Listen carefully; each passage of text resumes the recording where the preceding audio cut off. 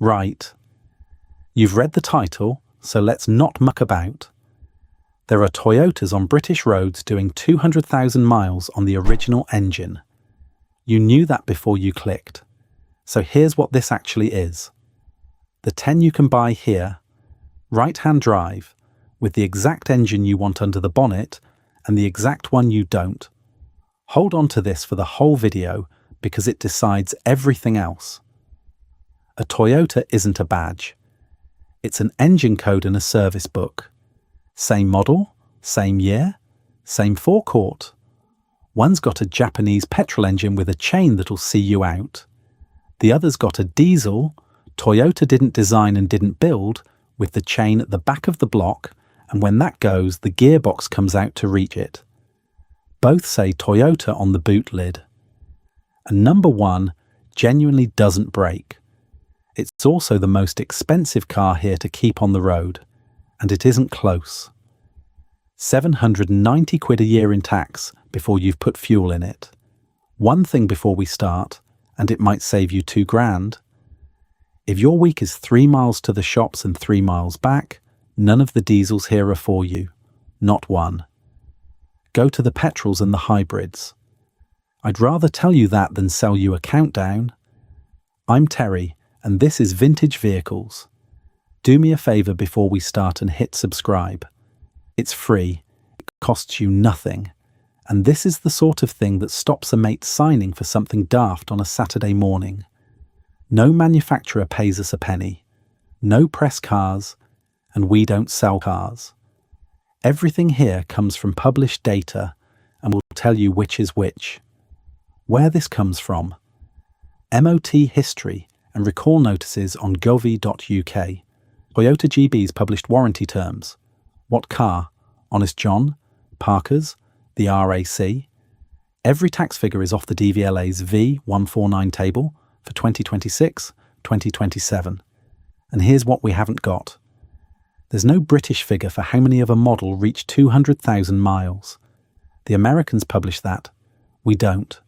So if somebody throws a percentage at you about British Toyotas hitting 250,000, they've made it up. What we have is MOT history, and it's better because it's the actual car in front of you. Right? Number 10. The Toyota Aygo. First shape, 2005 to 2014. Cheapest way into Toyota ownership there is. 1,200 to £2,500. Built alongside the Citroën C1 and the Peugeot 107, so the shell's shared. The engine isn't. Honest bit. It's tiny, it's noisy on the motorway, and the crash structure is 20 years old. The 1-litre 3-cylinder is why it's here. Chain-driven, no turbo, no particulate filter, no dual mass flywheel. Almost nothing fitted to it fails, because almost nothing's fitted to it. What kills them isn't the engine, it's the back brakes. Drums and wheel cylinders, and a car doing 2 miles at a time never gets them hot enough to dry out. Moisture sits in the drum, the shoes bind, the cylinder seizes. You know the symptom. Wet night, cold morning, you pull away, and there's a clonk from the back as the shoe lets go. 250 quid does both sides. Ignore it, and it's an MOT failure. And on a £1,500 car, that's the end of it. Tax is band B, £20 a year. 20 quid of tax and a £250 brake bill. That's the rule, gentle version. Number 9. The Toyota Yaris, second generation, 2006 to 2011. The one your mum had.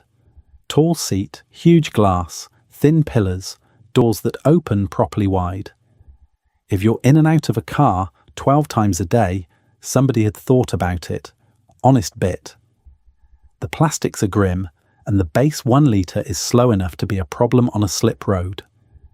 The petrols are chain-driven, low compression, no turbo. That's why they run to 180,000 looking bored. Now the trap, and this is the whole video in one car. There's a 1.4D 4D diesel. Same shape, same badge, same forecourt. It's got a particulate filter, and a filter only cleans itself when the exhaust gets hot and stays hot.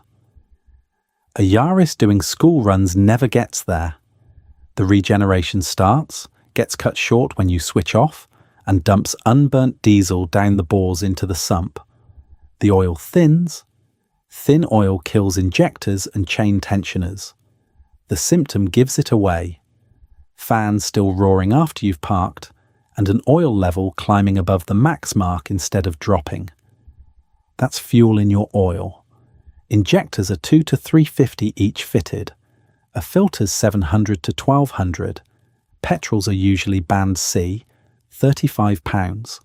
Some autos tip over the 130 gram line, and it's 170, so check the V5C, not the advert. Same car, one engine code apart. That's the rule. Number 8. The Toyota Corolla, the E12, 2002 to 2006, 900 quid to 2 grand. The last properly plain Corolla, 1.4 or 1.6 petrol, chain driven, and they'll do enormous mileages. Honest bit, and at this age it's the big one. Rust. Rear arches, sills, boot floor. A rotten one is a scrap car however well the engine runs, so take a torch and get underneath. The thing to understand is oil. The oil control ring is a scraper. Its job is wiping oil off the bore on the way down. Leave the oil in too long and it cooks into a hard varnish in the ring groove, the ring stops moving and it stops scraping. Now it burns oil. And low oil takes the chain guides out because the chain lives in that same oil. You know the symptom. Sat 3 days and there's a puff of blue behind you on the first pull away. Then it clears and you forget. 60 quid of oil and a filter twice a year is the whole fix. Tax is where it stings. Most E12s land in band F or G, so 225 to 275 a year on a car worth 1,500. A grand to buy, 275 to tax. That's the rule again. Number 7. The Toyota Avensis, 3rd generation, 2009 to 2018. Specifically the 1.8 petrol. Minicab of the nation, and the boot's the size of a small flat. 2.5 to 5 grand. Honest bit. It's dreary and the automatic drones. Nobody ever bought one for fun. Now, why we're specifying petrol? From 2006 to about 2015, Toyota fitted their own 2-litre and 2.2-litre diesels, the AD family. Aluminium head, iron block, carbon builds on the piston crowns, you get hot spots, the metals expand at different rates, and the head gasket lets go. Toyota GB published out of warranty guidelines on exactly this. Oil consumption worse than half a litre per 621 miles, and head gasket failure caused by carbon on the pistons, covered to 7 years or 111,000 miles. Their number, not mine. Then from 2015, the 2-litre diesel became an engine Toyota didn't design at all. A BMW N47 unit, badged 2WW, chain at the back against the bulkhead. The symptom is coolant going down with no puddle on the drive, and an expansion tank under pressure when you crack the cap cold. 1,200 to 2.5 grand, and often it's cheaper to find another engine. Here's the part that'll annoy you. The 1.8 petrol is band G, 275. The 2-litre diesel is band D or E, 170 to 200. The car that's cheaper to tax is the one that can cost you an engine. The tax disc doesn't know what's under the bonnet. That's the rule. Number 6. The Toyota Verso, 2009 to 2018. 7 seats at a proper height, and on height let's kill a myth. There's no right car height for older drivers. The seat wants to be at your hip. Not so low you drop into it, not so high you climb. Dodgy hip, higher. Dodgy knees, often lower. It's personal, so go and sit in one. Honest bit. Third row's for children, and it's about as exciting as a filing cabinet. Now the engine, because here's where the BMW thing bites hardest. From 2014, the 1.6D 4D in the Verso, the Auris and the Avensis is a 1WW. BMW's N47C16. The chain runs in oil. That's the entire design, and its wire chain should outlast a belt. When one goes early, it's almost never the chain. It's the oil, thin, old or low. The guides are plastic, and the tensioner's hydraulic, so it wants pressure and clean oil to hold tension. Short trips dilute the oil with fuel, long intervals age it, the guides wear, the tensioner gives up and the chain slaps. Then it jumps a tooth, and it's an interference engine, so valves meet pistons. You know the noise. First start on a damp morning, before the heat has done anything, a metallic rattle for a second or two, then gone. People hear that for months and think it's diesel being diesel. And because the chain sits at the gearbox end, the box comes out to reach it. The chain's a couple of £100. It's the 1,200 to 2,000 in labour that gets you. Petrol, band G, 275. Diesel, 35 to 170. Cheap tax, expensive engine, same badge. That's the rule. Number 5. The Toyota Prius, third generation, 2009 to 2016. Half the private hire trade ran these into the ground and bought another one. There are Priuses on British plates past 300,000 miles. Honest bit, and it's a proper one. This generation has a known head gasket problem, and anybody selling you one without mentioning it is having you over. The mechanism, as best the trade understands it. The engine recirculates a lot of exhaust gas to hold combustion temperatures down. Those passages run through the inlet manifold and they coke up with carbon. They don't coke evenly. Number 1 cylinder seals off first, loses the cooling that gas was giving it, runs hotter than the other 3, and the gasket goes at that end. Now let me put the brakes on, because a channel that only gives you the frightening half isn't worth your time. Not everybody agrees with that. There are specialists who reckon the gasket was marginal from the factory, and the real trigger is the electric water pump packing up, and owners never catch it because there's no temperature gauge on the dash. Both camps agree on what you do about it. Clean the recirculation system, watch the coolant, and change the water pump before it takes the head with it. The symptom you can spot for free is coolant vanishing with no puddle, and a violent shudder for 10 or 15 seconds on a cold start that then smooths out. Cleaning it properly is $250 to $450. A head gasket done right is a 6 to 8 hour job, so $1,500 to $2,500. A shop quoting 3 hours isn't planning to do it properly. One good bit of news.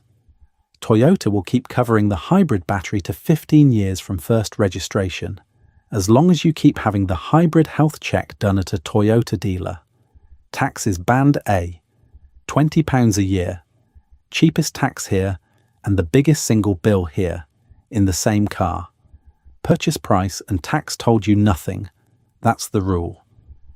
Number 4. The Toyota RAV4, 4th generation, 2013 to 2018. The sensible SUV. High seat, wide doors. A boot you can get a wheelchair in. Honest bit. It's soft, it's slow, and the 2-litre diesel from 2015 is that BMW unit again. So everything I said about the Verso applies here. The one to have is the 2.5 hybrid, and the clever bit is the 4-wheel drive. There's no prop shaft to the back, no transfer case, no rear differential, no viscous coupling. The rear axle's got its own electric motor, and it's driven by a wire. Every mechanical part that normally wears out back there simply isn't fitted. What does wear is the rear suspension. Owners report trailing arm bushes going soft early, and it shows as an MOT advisory long before it's a failure. £200 to £400 a pair. Tax on a pre-2017 hybrid is band C, £35. Registered after April 2017, and it's the flat 200. Same car, 2 years apart, £165 a year for nothing you can see. The badge didn't set that. The registration date did. That's the rule. Quick favour before the top 3. If this is any use to you, give the like button a tap. Takes a second, costs you nothing, and it shoves this in front of somebody who's about to sign for the wrong motor this weekend. Cheers. Number 3. The Toyota Corolla and Auris hybrid. Auris from 2013, Corolla from 2019.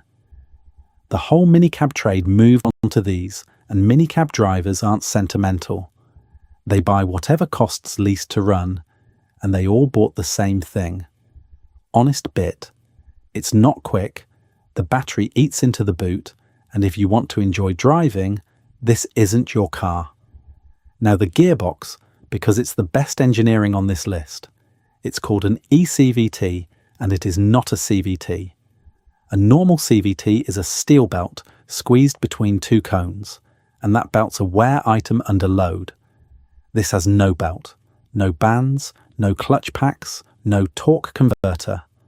It's a planetary gear set with 2 electric motors. Nothing slips and nothing rubs. Toyota have run that layout since the first Prius. The flip side is brakes. The motor does most of the slowing, so pads last 2 or 3 times as long, but the discs and calipers sit out in British salt doing very little, and things that don't get used seize. You know the feel. Pulls to one side under braking, or a rusty scrape for the first 100 yards of the morning. A seized caliper is 180 to 300 a corner. Post-2017 cars are the flat 200 a year. You bought a car with almost no gearbox in it, and the bill came from the brakes. That's the rule, right? Top 2. If you've stuck with me this far, do me a favour and subscribe before I get to number 1, because number 1 is the one nobody sees coming. Number 2. The Toyota Hilux, the one with the reputation. It turns up where breaking down means you're stuck for a week, and it earned that fair and square. Honest bit, and it isn't the engine, it's the chassis. Toyota's 12-year anti-perforation warranty on the bodywork specifically excludes the Hilux. Read that again. The manufacturer's own warranty carves out this one model, and that tells you where these die. Not at the engine. They rot from underneath, at the chassis rails and the outriggers, and once an inspector puts a hammer through a rail, there's no repair worth doing. The 3-litre D4D is chain-driven and enormously strong, but it has a documented failure pattern. An injector leaking past dribbles extra fuel in after combustion. That raw diesel washes the oil film off the bore, and on a bad one it cracks the piston crown. Symptoms: white smoke on a cold start, hard starting when it's damp, and an oil level rising with a diesel smell on the dipstick. Injectors are 250 to 400 each. Chassis rot is the whole vehicle. And tax. A double cab Hilux isn't taxed as a car. It's a light goods vehicle, flat £360 a year, whatever's in it, and only the Euro 6 ones from around late 2015 clear the emission zones. The badge doesn't stop steel rotting. That's the rule, and Toyota's own warranty says so. Number 1. The Toyota Land Cruiser. The 120 and the 150, so 2003 onwards. And here's the promise from the start. This is the one that genuinely doesn't break. Ladder chassis, 3-litre diesel with a chain in it, and a design brief that assumed the nearest garage was 400 miles away. There are British ones past 300,000 miles still working. So why is it number 1, and also the one I'd think hardest about? Because it never breaks and it'll still empty your account. Start with tax, because this number hides in plain sight. A pre-2017 Land Cruiser sits between Band K and Band M, depending on year and gearbox. £445 a year at the good end, £790 at the bad end. Over 3 years, that's up to £2,370 in tax alone, on a car you paid £8 grand for. Put the registration into the gov.uk checker before you fall in love. 30 seconds, then fuel. Mid-20s to the gallon, and that doesn't improve because you drive gently. Then the same injector and piston story as the Hilux, plus a recirculation valve and a particulate filter that both clog on short runs, which is what most of them do here now. School run, supermarket, done. And clean air zones. Only the Euro 6 cars from late 2015 get through without a charge, and it's £12.50 a day where it applies. Never take a seller's word on it. Put the plate into the Transport for London checker and your own council's, because they're separate schemes with separate rules. The verdict. If you tow, if you're rural, if you need something that starts in a field in February, nothing here comes close. If you're doing 8,000 miles a year of short trips, it'll cost you more in tax and fuel than a Yaris costs to buy, and it'll clog itself doing it. Cheapest to keep running, most expensive to own. That's the rule at its hardest. Quick recap. 10. The Aygo. Nothing fitted that can fail. Check the back brakes. 9. The Yaris. Brilliant petrol. The diesel's the trap. 8. The Corolla E. 12. Engine's fine. Look at the sills. 7. The Avensis. Take the 1.8 petrol and walk past the AD diesels. 6. The Verso. The 1.6 diesel's a BMW with the chain at the wrong end. 5. The Prius. Best value here if the head gasket's been looked after. 4. The RAV4 Hybrid, 4-wheel drive with no prop shaft.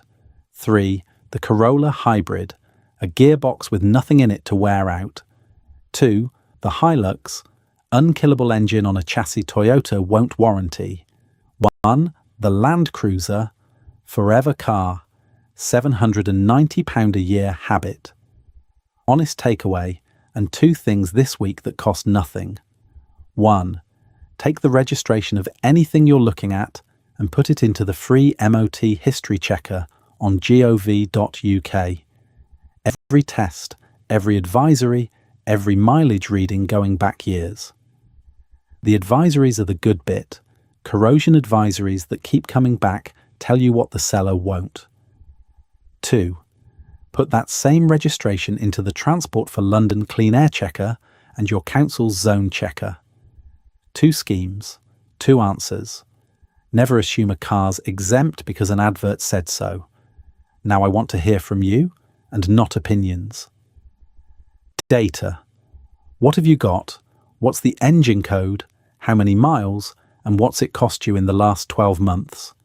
And if something here is wrong, say so and say why, and we'll put it right. There's a card up on screen now with another one of these. Have a look. It's worth your time. A Toyota isn't a badge. It's an engine code and a service book. Buy with your head, not the badge. This video is based on publicly available recall notices, MOT test data, safety ratings, reliability surveys, and independent review evidence current at time of publication. Individual vehicle outcomes vary. Some models may have had subsequent updates, recalls, or improvements. Always obtain current information and independent advice before making any purchase decision.